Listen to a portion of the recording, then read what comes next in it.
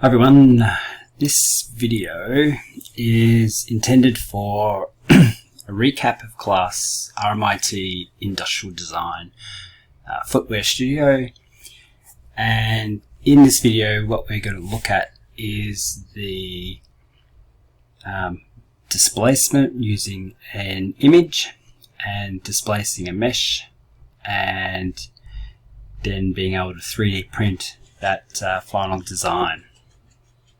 Okay, without any further ado, let's get modeling.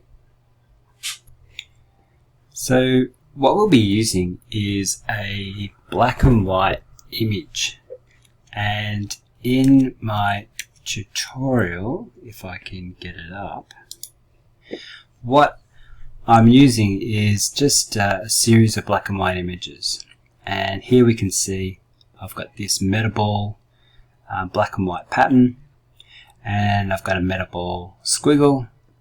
One is a horizontal gradient, the other is a vertical gradient, and this image will drive this pattern. At the moment these images are hard black and white. They're not they don't have a Gaussian blur applied to them to give a change in value from black 0 to white 1 full displacement. But what we're going to do is we're going to apply a smoothing modifier to smooth between that. Okay, so what we're going to do is I've got this midsole that we've exported from Gravity Sketch, and it's a very basic midsole design, and it doesn't have any subdivision applied to it as yet. But what I'm going to do is I'm just going to remove all these modifiers, and we're just going to quickly use Control 2 and just give it 2 levels of normal subdivision.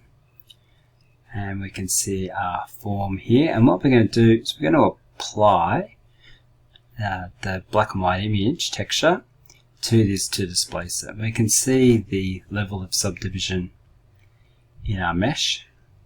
It's not very high at the moment, but instead of using a standard modifier here, generate subdivision surface, what we're going to do is we're going to use a multi-resolution instead. So I'm just going to delete this, and I'm going to use a multi-res. I'll turn optimal display off, and I can click subdivide here, and you can see we've got one level on the level viewport, and if I click subdivide, now I've got 2 levels, and we can keep doing this, 3 levels, 4 levels. We can see the number of triangles. If you don't have this data here, the way that you get it is you come up here to overlay and you turn on statistics. So the good thing about having this with the multi-res is we can just simply click and reduce our resolution down. So I'll just leave it with 2 levels of resolution. And come back here to shaded mode, and what we're going to do is we're actually going to be using a weight paint texture to displace our mesh. So if we come in here to weight paint, we can see that our model is blue. Now the strength in weight painting is 0 displacement will be blue, and the maximum displacement 1 will be red.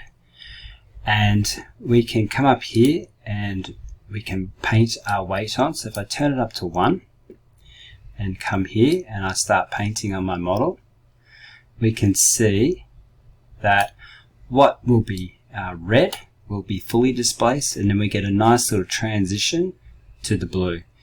Now this is a really nice approach to modeling because this is non-destructive.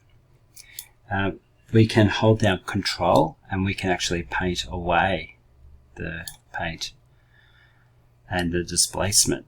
And we'll be able to see this in real time on our model. So I'm just going to paint around the back of my model here. And you can see that I've only got 2 levels of subdivision. So the paint is going on fairly quickly and very easily. The more levels of subdivision, the harder it will be, and the slower it will be at painting on to your model. So now that we've painted onto it, what we can do is we can blur this effect, and we can smooth out this transition between the red to the blue, and we can really start to smooth out how our pattern will get applied. Okay, I might just weight paint a little bit more on the back here.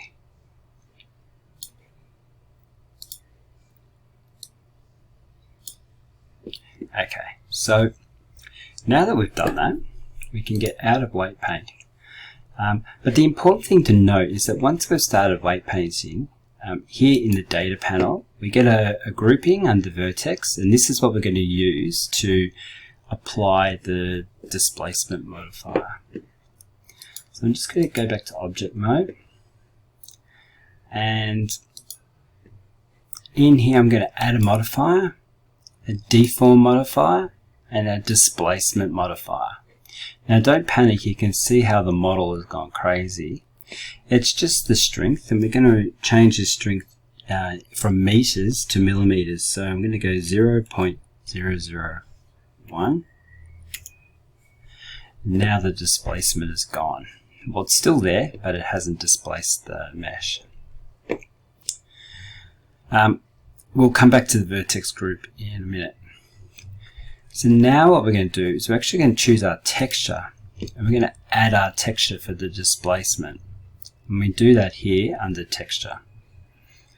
So we go new texture, and then we come down here and we say open, and we navigate to where we had our image.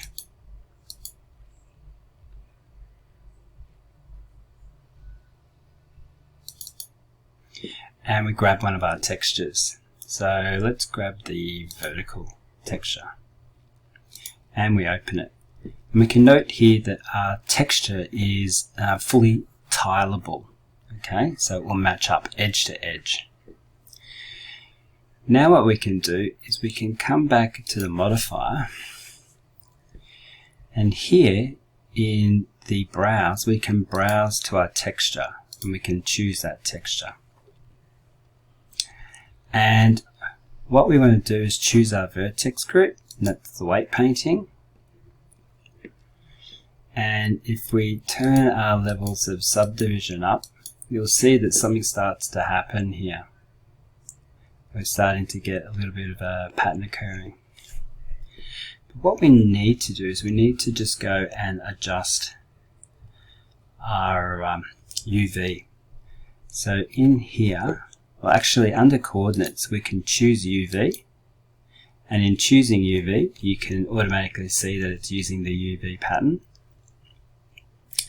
And if we go to UV editing, we can see here that we've got a seam running through our model. We've got the top section and the bottom, and I've scaled it up. So I've just pressed, say for example here, L on the keyboard to select that island. I can say S, and I can scale it up and down. So if I scale it down to fit into the UV tile, and we go back to the layout, we'll notice that's gotten quite large. We go back to UV editing, and we go S and we scale it up, and then go back to the layout. We'll see that our pattern has got a lot more detail.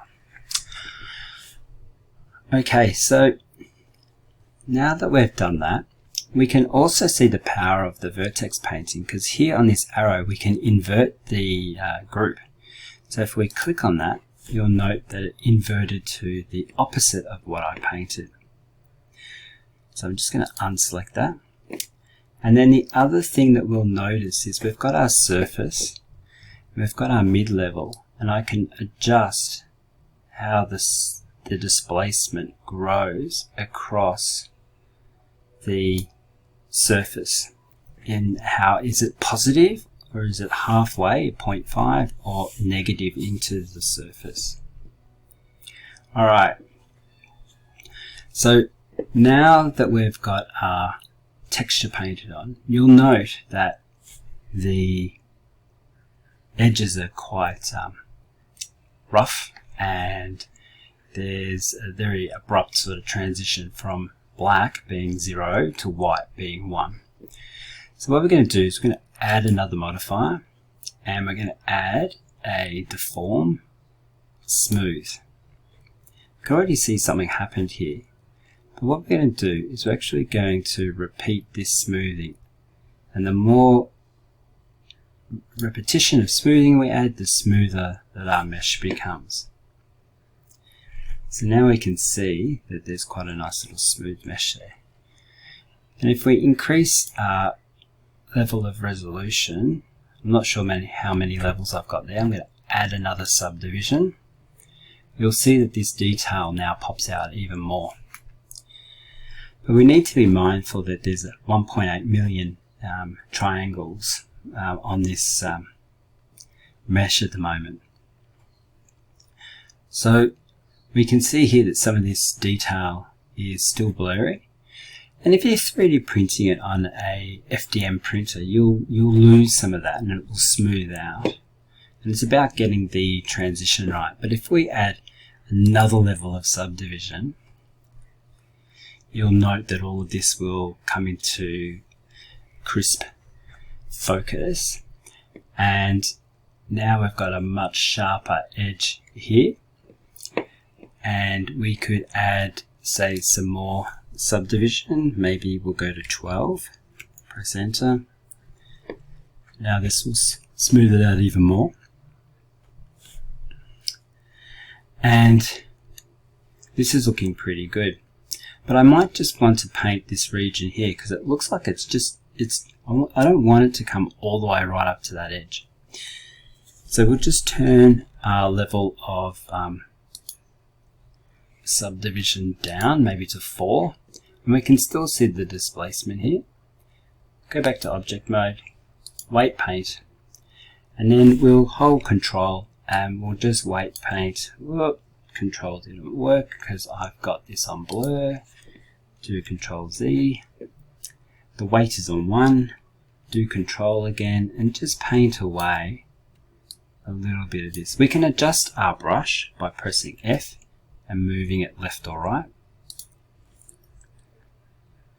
And now we can see that this is, if I paint it back, if we hold control, I can paint it off.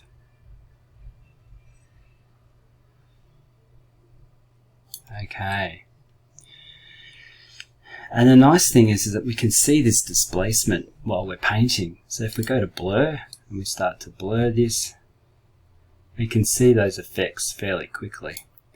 And then we can up our levels of subdivision to get a good idea of how that is working. Now, because we're on 6 now, if I try to paint and go control, it'll be very slow at removing that.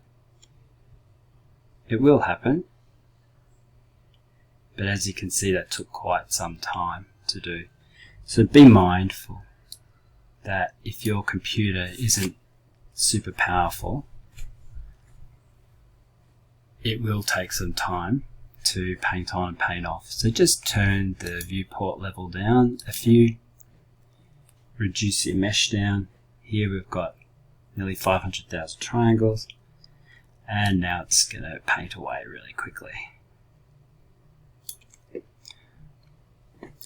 Alright, so now we've got that displacement and we can take it up a few levels of subdivision. Come out of weight paint.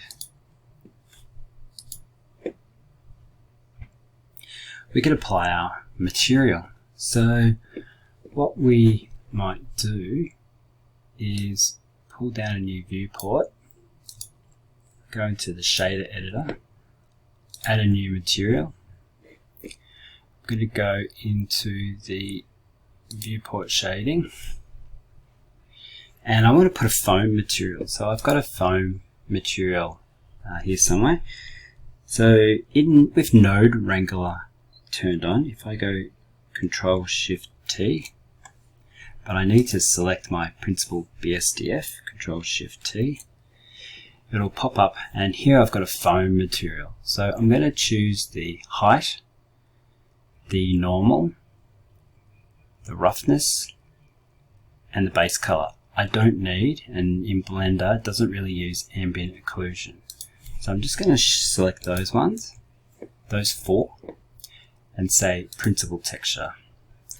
And now it'll build my printable texture, and you can see here that the foam has gone crazy on our model, and we can't see the detail in the mesh. But that's because of the displacement, and the scale is set to 1. So if we set the scale to 0.001 back into millimeters, now we can see that we have the foam material and we have the displacement of the mesh. And one thing that we can do is we can change the density of the foam by just coming to the scale here in the mapping, click in this area here and pull, Control Z, click and drag down, and then adjust the detail of the texture. Okay, so this might look quite nice for our model. And now we have a foam material and a displacement on that foam material.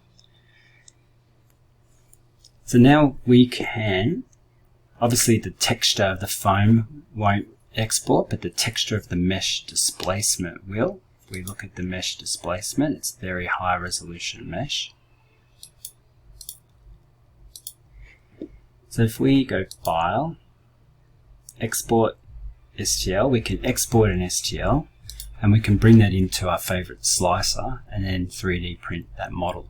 So I'll bring that in and show you.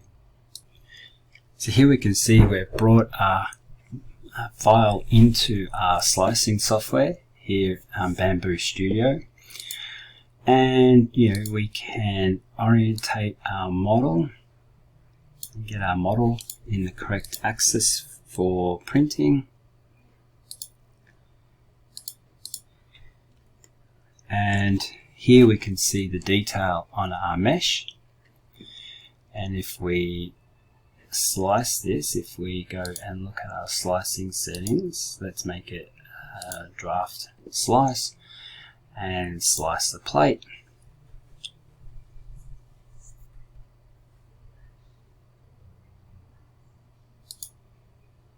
Okay, so now we can see that we've sliced that, and if we run down our layers, we can see here that the detail of our model is being printed in.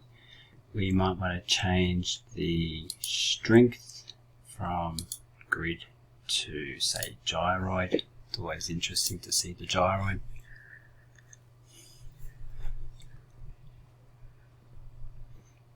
And we can see that texture being printed out. And we can see our resulting model. Obviously there's no support material added in yet, but there is our design all ready to go.